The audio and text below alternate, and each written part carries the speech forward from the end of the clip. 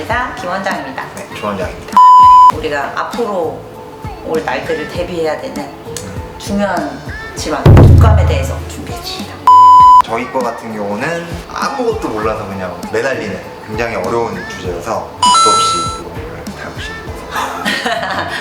원래는 유행성 질환이란 말이에요. 그래서 되게 계절을 타고 1년 내내 돌았어요. 올해는 정말 약간 전염병에 창궐인 느낌이 있어요. 독감이라는 질환만 놓고 보면 굉장히 심한 케이스들이 있습니다. 영아나 네. 노인이나 어떤 그쵸, 고위험군들. 고위험군들. 대유행들이 있는데 1차 세계대전보다 1918년에 돌았던 그 스페인 독감이라고 하는 그 무지막지한, 그때 정말 그 팬데믹이었던 거죠. 그 당시에는 그랬는데, 그때 이제 독감으로 죽은 사망률이 전쟁에서 죽은 사람들보다 훨씬 많았죠.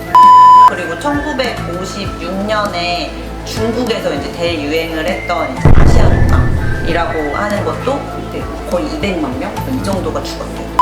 독감 인플루엔자라는 이 바이러스가 치사율로는 굉장히 높은 비율은 아니거든요. 근데 왜 이렇게 많이 죽냐면 전염력이 어마어마한 거예요. 치사율은 퍼센티지잖아요. 그랬을 때 막 많이 죽는 건 아니지만 옮기는 게 이제 어마어마하니까. 네. 전쟁 시기나 이럴 때는 또 하이진도 안 좋았을 거고. 이 인플루엔자라는 말은 우리나라 말로는 이제 독감인데, 근데 이제 독한 감기로 알고 계시는 분이 되게 많거든요. 근데 이제 우리나라 말이 독감이어서 더 그런 것 같고, 사실은 뭐 인플루엔자라는 기원 자체는 우리 요즘에 이제 많이 쓰는 인플루언서, 이게 인플루언스라는 말이 영향을 끼치다 뭐 이런 말이잖아요. 그래서 이제 그렇게 전파력이 세고 영향력이 많다라는 그런 라틴어에서 기원한 말이래요. 그래서 기원전 5세기부터 현재까지 가장 많은 사망자를 낸 병이 또 인플루엔자라고 합니다. 유병률로 치면 굉장히 매년 지금도 300에서 500만 명의 그런 중질환까지 간다. 시비어한 케이스들이 있고, 국가 사업이죠. 국가 사업이죠. 이제 매년 목이 터져라 저도 말씀을 드리긴 하거든요. 걸릴 수 있습니다. 그럴 수 있죠. 네, 걸릴 수 있습니다. 물론 이것 때문에 안 걸리면 더 좋아요. 그렇지 않더라도 내가 걸렸어. 그럴 때 얘랑 싸울 수 있는 항체가 준비가 되어 있으면은 이제 심한 합병증으로 넘어가지 않게 하는 거죠. 그래서 맞는 거예요. 대학병원에서 매년 보는 뭐 그런 위험한 케이스들은 접종을 안 하신 분이 많아요. 그래서 하라고 할 수밖에 없습니다. 젊은 건강한 사람들한테는 70에서 90%의 예방률이 있다고 해요. 근데 이제 우리가 말하는 고위험군은 어린 아이들이나 이제 65세 이상의 분들이나 만성질환을 가지고 계신 분들은 취약한 부분으로 굉장히 발전해서 더한 합병증을 만들 수가 있는 거예요. 저희가 진단명을 넣을 때 인플루엔자라고 치면 이만큼이 나와요. 그와 관련된 합병증이 되게 많아요. 인플루엔자로 인한 뭐 중이염, 인플루엔자로 인한 폐렴, 심근염 뭐 이런 것들이 쭉 다 나오거든요. 변이, 그렇죠. 대변이와 소변이. 바이러스라는 게 지금 이 인플루엔자 바이러스는 RNA 단백질이거든요. 이렇게 생겼어요. 그래서 이제 겉에 이제 붙어 있는 이제 돌기라는 것이 있어요. 하나는 뭐 중요한 그 당 단백질 두 개가 있는데 헤마글루티닌 그리고 유라미니다제. 그래서 헤마글루티닌의 H를 따고 유라미니다제 N을 따서 우리가 HN으로 구분을 하는데, 대유행을 했던 아까 스페인 독감 얘기에서 나왔던 H1N1이고, 바이러스가 이제 많이 전파되고 대유행을 하는 것들이 H3N2. 왜 여기에 막 1도 있고 2도 있고 3도 있냐? 얘네가 되게 많은 A형이 있는 거죠. H는 자연계 18개, N은 11개. 그러면 얘네 조합만 해도 18 곱하기 11이 되는 거잖아. 그럼 이게 그냥 거의 200개, 198개네요. 보통은 H에서는 1, 2, 3이 많이 일으키고요. N에서는 1, 2가 제일 많이 일으킨대요. 그 안에 아주 작은 변이들, 그런 것들이 계속 있는 거예요. 그러다 보니까 인간과 이 머리 싸움을 하듯이 얘는 계속 변이를 일으키고, 인간은 또 이거에 맞춰서 그때 그 해에 유행하는 거에 대한 예방접종을 예측을 해서 만들어내게 됩니다. 국가 사업이지만 사실 세계 사업이요. 매년 올해 이게 유행을 하겠다라고 해서 그 세계보건기구에서 발표를 해요. 그거에 맞춰서 제약회사들이 준비를 해요.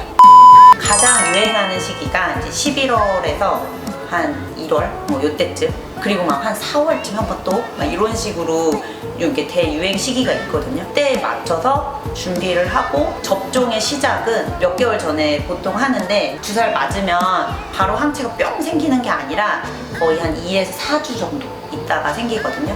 그러니까 아직 유행이 좀 되기 전에 성인들은 10월부터 좀 준비를 하는 편이고, 아이들 같은 경우에 생애 첫 접종은 한 달 간격으로 2번을 맞거든요. 그러니까 접종의 시작 시기를 좀 일찍 잡아요. 생애 첫 접종인 아이들은 올해는 9월 20일부터여서 이제 다음 주부터 시작입니다. 네, 이제 곧 바빠지겠네요, 저희도. 걱정들을 많이 하시는데, 약간 그런 종에 따라서 가장 많이 옮을 수 있는 균주의 종류가 조금씩 다르고, 사람 숙주랑 동물 숙주를 막 맘대로 왔다 갔다 하진 않아요. 고열에서 가열이 되면은 사실은 문제가 없다고 하고, 직접 얘네가 막 콜록콜록 기침을 하거나 닭들이 막 이런 건 아니니까. 청두모리랑 접촉을 한다거나 기러기랑 접촉을 한다거나. 직업군에 있으신 분들은 조금 혹시나 옛날에 막 뻘뻘 앓던 거보다는 훨씬 나은 것 같으니까 그렇고, 쓸약도 좀 생기고. 네, 쓸약도 도와주는 약들도 조금 더 점점 생기고 있는 분위기고. 걸려보신 적 있으세요? 사실은 이게 뭐 증상이 있을 때 이게 독감인지 아닌지 확실하지 않으니까 그쵸. 예방접종 맨날 하고 감기 기운이 있어요. 독감인가 이렇게 넘어가고. 제가 독감으로 막 알아본 적은 없는 것 같아요. 근데 저희 애들은 벌써 유치원에서 올마오기도 하고, 학교에서 막 이제 한바탕 또 막 유행을 하면 옮기도 하고, 그래서 매년 접종을 물론 시키는데, 또 크게 아프고 걸렸던 것도 한 2번 정도 있어요. 그리고 이전에 왜 저희 둘째가 이제 열경련 했다고 얘기한 적 있었잖아요. 그때도 독감에 걸렸을 때였어요. 애기가 아프면은 막 열이 무섭게 나거든요. 다른 질환보다 굉장히 고열이고 굉장히 많이 처져요. 그래서 우리가 이제 증상을 보고 이거 혹시 독감인가 하고 검사를 해야 되는 그런 기준은, 어린 아이들의 기준에서는 사실 발열이 가장 1번인 것 같아요. 그냥 감기랑 겹치는 게 굉장히 많지만 검사 좀 해볼까요? 라고 더 권하는 그런 경우는 너무 많이 처져. 제네럴 컨디션 자체가 완전히 이제 힘들어. 고열도 고열인데 두통을 동반하는 경우도 많고, 근육통, 팔다리 아파요 라고 얘기하는 경우도 많고요. 오심, 토할 것 같고 실제로 토하는 경우도 많고. 그러니까 그냥 콧물 나고 기침 나는 정도보다는 훨씬 막 컴팩트하게 아픈 느낌으로, 전신 증상이 훨씬 전신 심한 증상이 거군요. 심해요.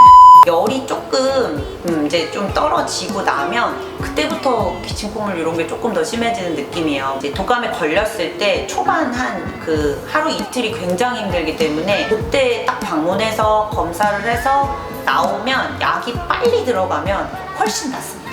초반 48시간, 열나고 48시간에 약이 투여되는 것이 훨씬 효과가 좋기 때문에 고민하지 말고, 뭔가 이상하다 싶을 때는, 그리고 또 이제 유행 기간이고 뭐 유치원에 독감인 애들이 막 있었어. 그러면 얼른 오셔서 검사를 하시는 게 1번.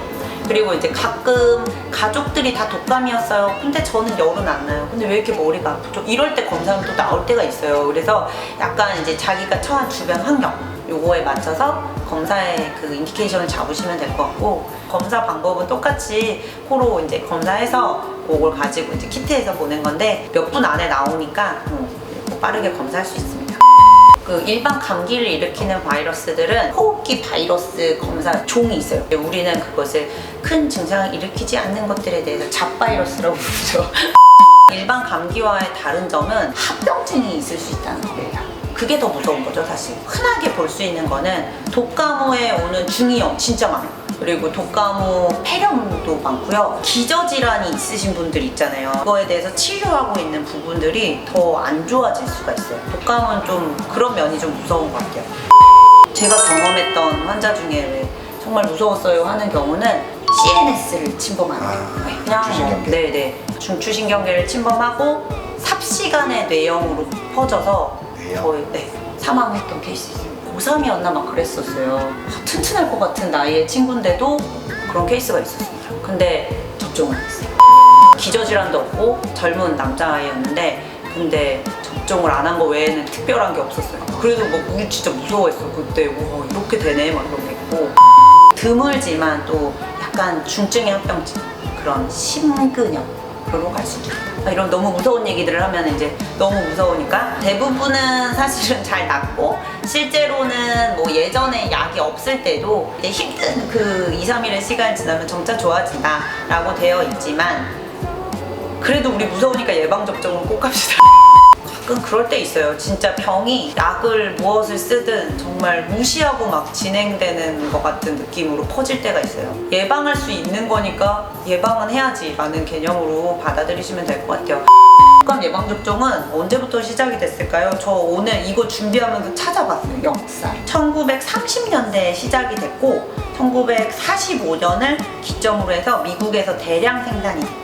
우리나라는 1989년부터 97년부터 65세 이상 이제 약간 저소득층에서 국가 임시 예방접종이 시작이 됐었고 2002년부터 이제 65세 이상은 다 이제 무료 접종으로 해준 거예요. 2015년부터 이제 16년에 걸쳐서 소화로 확대되기 시작했어요. 현재는 생후 6개월부터 만 13세까지 그리고 이제 임산부 그리고 65세 이상의 노인에서는 모두 다 무료 접종이 시행되고 있습니다.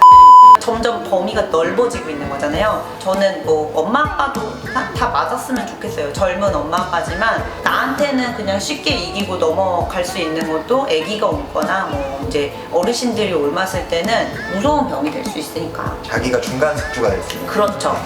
아빠가 독감 걸리신 적이 있거든요. 저희 아빠 걸렸을 때는 고위험군 오브 고위험군이에요. 왜냐면 연세도 있으시고 당뇨도 있으시고 퇴근하고 뭐 아빠 아프니까 이제 한번 보러 갔는데 너무 무서웠어요. 지금이니까 지나서 얘기하지만 약간 중환자실 환자를 보는 느낌이 있더라고요. 그래서 막 얼른 막 모셔와서 주사 맞추고 막 그랬어요.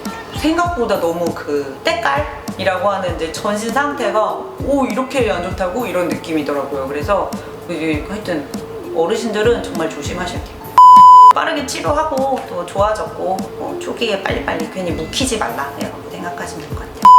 치료는 뭐가 있을까요? 약을 먹어야죠. 맞아요. 먹는 약이 있어요. 탐프. 오셀타미비르 성분. 너무 획기적인 약이고 사실은 하루에 2번 5일을 먹게 되는 약인데 너무 좋은데 이거 자체를 못 먹는 경우들이 또 좀 있어요. 이슈가 좀 있었지. 그치. 이슈도 있었고 선망 먹고 나서 환각처럼. 사실은 이 부분에 대해서 이제 저는 친구들이랑 얘기를 많이 하거든요. 야, 너 환자 중에 이런 적 있냐? 뭐 이제 얘기를 하면 근데 뭐 말을 많이 하는데 실제로 이거를 환자에서 경험하기는 좀 아직은 참 힘든 것 같고 우리가 이제 오프 더 레코드 얘기하는 거는 이게 독감 증상인지 약을 먹고 그런 건지 애매하다는 거죠. 왜냐하면 독감 자체가 굉장히 열도 많이 나고 실제로 아까 왜 중추신경계에도 좀 영향을 미칠 수가 있고 열경련도 많이 일으키고 막 이제 이런 병이다 보니까 맞아요. 저도 이 약을 먹고 선망을 실제로 한 친구는 한 번도 없었어요. 그래도 불안감이 있다라고 하시는 경우에는 주사치료제가 있습니다. 주사치료제도 병원을 운영하는 입장에서는 굉장히 획기적입니다. 왜냐하면 5일 동안 애들이 막 이거를 약을 줘도 못 먹고 토하고 막 이 괴로운 게 계속 되는데 주사는 이제 한 번만 올리면 5일 동안 먹을 그 약에 대한 용량을 줄 수가 있기 때문에 주사할 때만 좀 울지 굉장히 만족도가 높은 치료 중에 하나예요. 주사는 허가 자체가 2세 이상, 만 2돌 이상에서 1회 투여로 하고 있습니다. 발록사비르라는 그 성분으로는 12세 이상에서 한 번 먹는 약도 있어요. 제가 보는 환자들 중에는 또 12세 미만이 많으니까 이게 알약이고 또 먹기가 또 쉽진 않아가지고 성인들은 선택해 보실 수도 있는 옵션이다 라고 생각하시면 될 것 같아요. 매년 주사를 맞아야 됩니다. 매년 유행하는 게 달라요. 앞에 거 맞은 거 이제 효과가 이제 떨어지죠? 그 뒤에까지 유지가 되느냐 그렇진 않아서 길게 가면은 6개월이라고 하거든요. 유행하는 시기에 앞에 딱 맞고 그때 딱 비껴가려고 하는 겁니다. 너무 일찍 맞아도 안 돼. 어느 시기에 이걸 맞춰야 되느냐 이걸 좀 고민하는 그런 그룹들도 좀 있어요. 네. 노인 집단이 모여있는 병원들 같은 경우나 그런 데는 이제 단체 접종을 해야 될 때는 이제 요걸 요 시기에 맞추면 요만큼까지 커버가 되니까 요거를 조금 땡길까? 그런 걸 조금 회의로 결정하고 하기도 해요. 네. 또 걸릴 수 있습니다. 심지어는 같은 그 해 안에서 약간씩 조금씩 변이를 일으키면서 다시 한번 재감염될 수 있습니다. 내 몸에 한번 걸렸으면 예방접종을 했으면 항체가 준비가 돼 있을 거 아니에요. 그래도 좀 빠르게 가서 걔네들이 좀 싸울 수 있겠죠. 백신의 배양 방식이 두 가지가 있어요. 계란에다가 주입을 해서 하는 방식이 있고 불활성화 세포로 만드는 방식이 있는데, 계란 알러지가 있는 경우에는 이제 요 계란에 주입해서 배양하는 방식 자체가 약간 리스크가 될 수가 있잖아요. 다른 백신으로 맞는 거를 좀 권장을 드리기도 해요. 직접 이제 임상을 하는 사람들끼리는 느껴보기는 사실은 쉽진 않아요. 계란 알러지 있는 경우 애들은 진짜 많거든요. 계란으로 아나필락시스가 있을 정도의 그런 과민 반응이 심한 경우 있잖아요. 그런 경우에는 진짜로 반응이 있을 수 있는데, 그냥 뭐 계란 먹고 조금 올라왔어요 하는 그런 정도의 알레르기 반응인 경우에는 아직은 제 경험상에 임산부는 무조건 맞으셔야 됩니다. 이제 임산부가 아까 왜 우리 무료 접종 대상자였잖아요. 그래서 꼭 맞으라고 하는 군이에요. 그리고 심지어는 이제 독감 예방 접종 자체가 생후 6개월부터 이제 아기들은 맞을 수가 있는데, 이제 더 어린 아기들 있잖아요. 신생아들도 있고 할 때 엄마가 맞으면 아이가 그 기간 동안에 조금 항체를 가질 수 있다. 그러니까 너무 중요하지. 사실 엄마가 맞아주시는 게 좋죠. 꼭 맞으셔야 되고, 모유, 수유 모두 전혀 상관없으니까 꼭 맞으셔야 됩니다. 맞고 나서 한 2주에서 4주 사이에 항체가 생기기 시작해서 한 6개월 정도 간다고 돼요. 유행 기간에 따라서 시기를 좀 조정하기도 하고, 그래도 막 나 아직 안 맞았는데 막 지금 막 엄청 유행해요. 그러면 하루라도 빨리 맞으시는 게 좋습니다. 오늘 이렇게 독감에 대해서 한번 알아봤는데, 이제 또 찬바람 불고 이제 감염에 대한 준비를 좀 시작을 하긴 해야 되거든요. 올해 독감 접종 다들 시기 너무 늦지 말고 맞추시고 이제 건강 미리미리 챙기시면 좋겠습니다. 오늘도 저희 동네병원 안의사를 시청해주셔서 감사합니다.